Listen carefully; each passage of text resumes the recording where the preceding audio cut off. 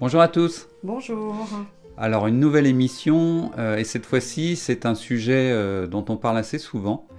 J'ai pas mal d'appels de personnes qui souhaitent monter un projet d'aides aux personnes âgées. Donc il y a pas mal de métiers dont les services sont tout à fait adaptés. Alors quand ils me parlent de massage, on est un peu dubitatif et on leur explique pourquoi. C'est-à-dire qu'en fait, le massage, c'est une question, en tout cas en France, de génération. Et là, nos grands-parents n'avaient pas vraiment une volonté de se montrer ou de se faire masser, de se faire toucher. C'était pas culturel. Il y a aussi un problème de toucher ou de montrer son corps, parce qu'en fait, on était très prude, hein, c'était des générations plutôt prudes. Et donc, les personnes qui se font masser, qui ont un certain âge, c'est souvent dans le cadre de cures, mais rarement dans le cadre d'une personne qui vient se faire masser dans un centre de massage comme ça dans la semaine. Déjà, on a un peu l'historique qui est quand même que le massage était réservé aux kinés, avait un effet thérapeutique. On trouvait ensuite chez les esthéticiennes du massage bien-être comme on le trouve aujourd'hui. Il n'y en avait quand même pas du tout à cette époque-là. Ce qui fait que c'est pas rentré dans les habitudes déjà de manière de faire. Donc effectivement, la clientèle qui était confrontée au massage l'était plus quand il y avait des cures thermales ou des choses comme ça. Et que du coup, là, on était confronté aux soins. C'était dans un cadre. C'est ça, souvent des massages un peu courts, etc. Donc c'est vrai que c'est une clientèle qui n'est pas facile à faire venir au massage parce qu'elle n'a pas l'habitude. On le dit souvent, nous, on sera des personnes âgées qui nous se feront masser parce qu'on a eu l'habitude de se faire masser plus jeune. Les personnes aujourd'hui qui ont 85, 90 ans, ça fait pas partie de leurs habitudes. Ça ne veut pas dire qu'il n'y a pas une clientèle, ça ne veut pas dire que c'est pas possible. Et de faire un projet que pour ça, c'est un peu compliqué. Nous, on a un peu peur qu'une personne qui se lancerait dans ce type de projet ne gagne pas sa vie. Ne puisse pas en vivre en tout cas. C'est ça. Sachant que, alors après c'est aussi un peu la problématique de toutes les personnes qui veulent un peu se spécialiser sur un type de clientèle particulier, c'est qu'au début, quand on se lance, je suis pas sûre qu'on ait vraiment trop intérêt à se dire non je veux masser, je sais pas, les femmes viser qu'une partie de la clientèle, que les personnes âgées, parce que on a un peu besoin de prendre tout ce qui vient. Et puis notamment on le voit quand les gens t'appellent, c'est que du coup les gens disent je veux apprendre le massage pour les personnes âgées. Oui, c'est ça. Et c'est ça qui nous dérange. Et ils me disent aussi quel massage je dois apprendre pour les personnes âgées. Moi ça me fait toujours sourire. Alors Pascal, si vous l'avez au téléphone, il est plus soft, il va bien expliquer. Mais moi je dis toujours si vous voulez masser les personnes âgées, apprenez à masser et vous saurez masser les personnes âgées et les autres.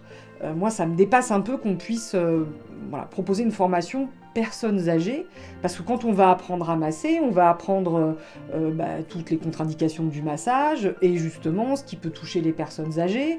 On apprend à manipuler des coussins pour installer les gens sur la table autrement et c'est ce à quoi on va être confronté. On apprend du massage doux, on apprend du massage plus appuyé et le mix de tout ça va faire qu'on va être capable de s'adapter au corps qu'on va avoir sur la table et au corps de la personne âgée du coup. Oui, plus vous serez capable de masser tout type de cible, enfin tout type de client, meilleur vous serez parce que vous aurez une expérience à chaque fois un peu différente avec des réactions aussi différentes qui vous permettront d'adapter à chaque fois le massage ou de choisir le massage qui va bien avec votre client.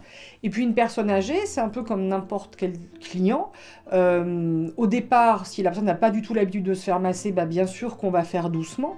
Mais si elle devient cliente plus régulière, on va à un moment pouvoir appuyer un peu plus en fait. Ou même elle va le demander. Et même elle va le demander. Donc la personne âgée, elle demande à s'adapter à sa problématique de santé et sa problématique de corps.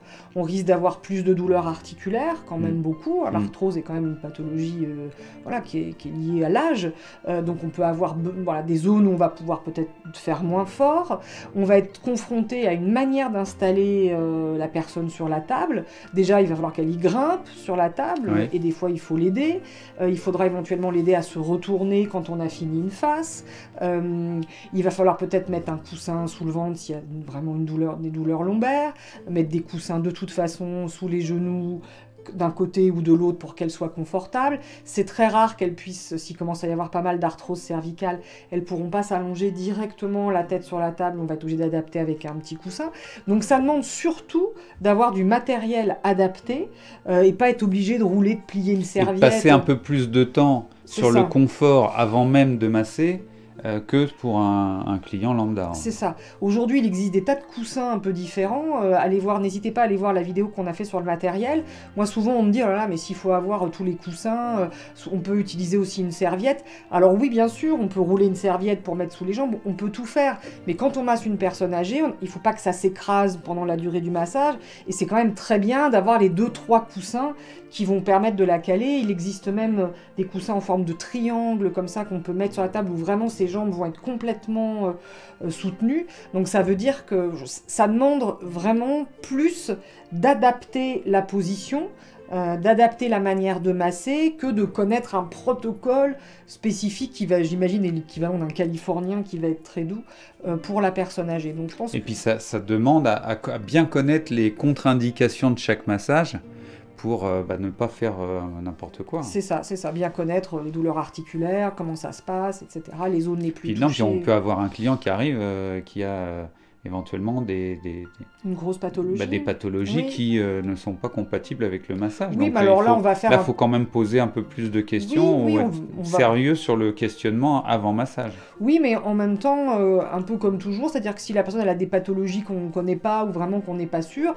on va renvoyer vers un médecin en disant juste, voilà, vérifiez avec votre médecin s'il n'y a pas de souci, si vous pouvez vous faire masser.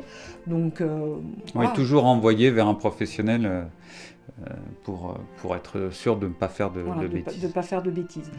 Donc vraiment, c'est plutôt ça. Après, va falloir aussi bien se questionner de où est-ce qu'on veut travailler. C'est-à-dire, est-ce que quand on veut masser les personnes âgées, on veut le faire dans notre cabinet? C'est-à-dire qu'il va falloir que la personne, elle vienne à vous. Et dans ces cas-là, il va falloir penser à des notions d'accessibilité, d'un certain nombre de choses pour qu'elle puisse venir facilement. Et je vous dis de confort. Comme tu disais, ne serait-ce que monter sur la table. Ouais, il faut un bon tabouret, ou idéalement une table électrique. Marches, vous savez, des tabourets en forme de marche pour avoir un accès plus facile. De toute façon, il faut accompagner, il faut aider. Peut-être une table électrique, ce qui est l'idéal, qui est plus cher, mais pour ce type de clientèle-là, c'est comme quand on travaille avec les handicapés, par exemple. C'est vrai que c'est plutôt bienvenu. Donc, est-ce que c'est chez vous? Est-ce que vous voulez aller à son domicile? Et là, toute la complexité du domicile, avec en plus le matériel adapté. Donc là, c'est plus une table et une petite valise, c'est une table et 3 valises. Ça complique quand même pas mal les choses. On nous dit aussi souvent, non, je voudrais le proposer en maison de retraite. Alors écoutez, par expérience, c'est quand même pas facile d'aller proposer ça en maison de retraite. Pourquoi? Parce que j'imagine quand même que si vous voulez faire ça, c'est pas bénévolement, c'est-à-dire que vous voulez gagner votre vie. Les maisons de retraite, elles n'ont pas de budget, donc elles ne paieront pas un masseur pour venir masser leurs clients, ça ne rêvez pas. Ou alors elles vont plus former leur personnel au massage. On a en formation quand même des gens qui viennent de cliniques ou d'hôpitaux. Ouais, plus des infirmières pour du soin, mais dans les maisons de retraite, pas beaucoup, elles n'ont pas le temps. Donc éventuellement, ils formeraient quelqu'un pour... Mais en tout cas, voilà, ils ne vous paieront pas pour aller masser les personnes âgées. Donc ça veut dire que la demande, elle va venir de la personne âgée. Et toujours la même chose, on sait que ces maisons de retraite, ça coûte assez cher. Souvent, c'est payé en partie par la famille. Donc est-ce que la famille aura envie, en plus de ce que ça lui coûte déjà, de payer un massage, alors que des fois il y a quand même des soins de première nécessité aussi un peu à payer. Enfin franchement, c'est pas facile à proposer. Vous savez, c'est comme les gens qui veulent aller masser dans les hôpitaux, par exemple. C'est très compliqué, c'est des endroits où on rentre pas comme on veut, on fait pas ce qu'on veut. Voilà. Donc c'est une belle intention au départ, et franchement c'est chouette de vouloir proposer ça, mais ça va être assez compliqué dans les faits à mettre en œuvre. Après, C'est dommage, hein, parce que j'ai envie de dire, c'est presque indispensable. On le sait bien. Nos personnes âgées, souvent après, quand on est seul, on a besoin d'être touché. On va avoir besoin de ce contact qu'on perd au fur et à mesure. Un massage du visage ou des mains, ouais. c'est quand même voilà. Et très c'est vrai agréable. que du coup, plus que de masser un corps complet, ou des fois peut-être ça va être compliqué, c'est pourquoi pas proposer du massage des mains, un atelier d'automassage. Vous voyez, un atelier d'automassage où peut-être ils se font l'un l'autre. Je suis sûre que ça passerait mieux, par exemple, dans une maison de retraite que de dire, tiens, je vais venir masser vos clients, etc. Ça fonctionnera pas. Donc, massage du visage, massage des mains, massage des pieds, quelque chose de court, de simple, qui du coup, si c'est court, va peut-être coûter aussi un peu moins cher, on va pouvoir se faire en groupe ou s'organiser un peu différemment, mais toujours avec ce bénéfice de garder quand même le toucher, le contact. Donc, c'est vrai que je pense que c'est plus facile de le proposer dans ce cadre-là. Voilà. Ouais. Donc, c'est pas pour vous décourager d'aller proposer le massage bien-être, mais vous savez que nous, notre objectif quand même, c'est toujours de vous donner des conseils pour que vous puissiez gagner votre vie. Vous vous lancez dans une nouvelle entreprise. L'objectif quand même, c'est que vous puissiez au moins vous payer tous les mois, et on sait que voilà. Sur ce créneau-là, c'est un peu compliqué, quoi. Ouvrez votre institut, votre cabinet, massez tout le monde, avec peut-être une spécialité que vous pourrez annoncer sur les personnes âgées. Et puis plus vous serez avancé, plus ça tournera, peut-être que vous pourrez de plus en plus renoncer à d'autres types de massages et à la fin vous spécialiser sur les personnes âgées. On y va plutôt dans ce sens-là, c'est-à-dire qu'on fait tout. Et puis on essaye d'insister, de communiquer à fond sur ce qui nous intéresse comme cible. Et puis au fur et à mesure, on s'oriente plutôt sur la cible que peut-être démarrer directement sur les personnes âgées. Après, si parmi vous, il y en a certains qui le font et que ça tourne bien, dites-le en commentaire, moi je serais curieuse de savoir. Pardon. Voilà. Je pense qu'on a tout dit là-dessus. On a tout dit là-dessus. Donc, si vous avez des commentaires, si vous avez une expérience avec des personnes âgées sur du massage, mettez-le sous la vidéo. On lira ça avec plaisir. Comme d'habitude, si cette vidéo vous a plu, si c'est un thème que éventuellement vous voudriez qu'on aborde un peu plus... Sur les ateliers, peut-être, sur comment faire des ateliers pour les personnes âgées. Oui, par exemple, si ça vous intéresse, n'hésitez pas à le dire. Abonnez-vous, si ce n'est pas encore le cas, pour pouvoir cocher la cloche et avoir les notifications des nouvelles vidéos. Et puis sur ce... nous on se dit à bientôt pour parler à nouveau du massage bien-être. Au revoir. Au revoir.